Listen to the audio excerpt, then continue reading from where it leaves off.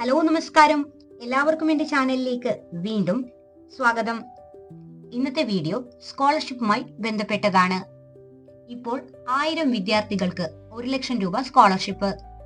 അപേക്ഷകൾ ഫെബ്രുവരി 26 വരെ ഓൺലൈനായി സമർപ്പിക്കാവുന്നതാണ്. കേരളത്തിലെ 13 സർവകലാശാലകളിൽ അഫിലിയേറ്റ് ചെയ്ത കോളേജുകളിലെ വിവിധ വിഷയങ്ങളിൽ ബിരുദം പൂർത്തിയാക്കിയവർക്ക് അപേക്ഷിക്കാം. 2023-24 കാലയളവിൽ പഠനം പൂർത്തിയായവർക്കാണ് അപേക്ഷിക്കാൻ സാധിക്കുന്നത്. ബിരുദതല പരീക്ഷയിൽ കുറഞ്ഞത് 75% മാർക്ക് നേടി പാസ്സായവരായിരിക്കണം. സർവകലാശാല നിശ്ചയിച്ചിരിക്കുന്ന മാർക്ക് കണക്കാക്കൽ രീതിയുടെ അടിസ്ഥാനത്തിലായിരിക്കും തിരഞ്ഞെടുപ്പ്. മെറിറ്റ് അടിസ്ഥാനത്തിൽ ഉയർന്ന മാർക്ക് നേടിയവരിൽ നിന്നും സ്കോളർഷിപ്പിന് അർഹരായവരെ തിരഞ്ഞെടുക്കും. അപേക്ഷകന്റെ കുടുംബ വാർഷിക വരുമാനം 2.5 ലക്ഷം രൂപയിൽ കുറവായിരിക്കണം. ഇനി അപേക്ഷയുമായി ബന്ധപ്പെട്ട മറ്റ് വിവരങ്ങൾ എന്തൊക്കെയാണ് എന്ന് നോക്കാം. അപേക്ഷകൾ ഓൺലൈനായി സമർപ്പിക്കുന്ന സമയത്ത് ഡിഗ്രി സർട്ടിഫിക്കറ്റ് അല്ലെങ്കിൽ കൺസോളിഡേറ്റഡ് മാർക്ക് ലിസ്റ്റ്, വരുമാന സർട്ടിഫിക്കറ്റ് എന്നീ കാര്യങ്ങൾ കരുതേണ്ടതാണ്. DCE സ്കോളർഷിപ്പ് സൈറ്റ് വഴിയാണ് അപേക്ഷ ഓൺലൈനായി സമർപ്പിക്കേണ്ടത്.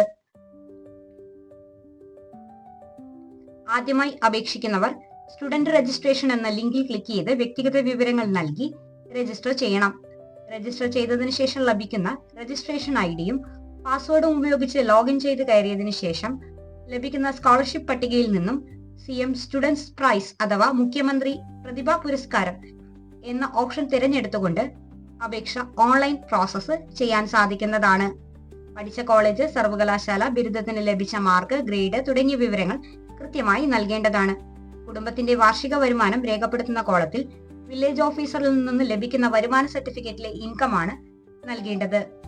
അപേക്ഷ സമർപ്പിക്കുന്ന സമയത്ത് കയ്യിൽ കരുതേണ്ട രേഖകൾ SSLC സർട്ടിഫിക്കറ്റ്, അതുപോലെ തന്നെ അപേക്ഷകന്റെ ഡിഗ്രി സർട്ടിഫിക്കറ്റ് അല്ലെങ്കിൽ consolidated mark list, income certificate, bank details തുടങ്ങിയ കാര്യങ്ങൾ കരുതേണ്ടതാണ്. അപേക്ഷ സമർപ്പിച്ചതിന് ശേഷം ലഭിക്കുന്ന പ്രിന്റ് ഔട്ട് ഓഫീസിലേക്ക് അയച്ചു നൽകേണ്ട ആവശ്യമില്ല. അപേക്ഷ ഓൺലൈനായി മാത്രം സമർപ്പിച്ചാൽ മതിയാകും.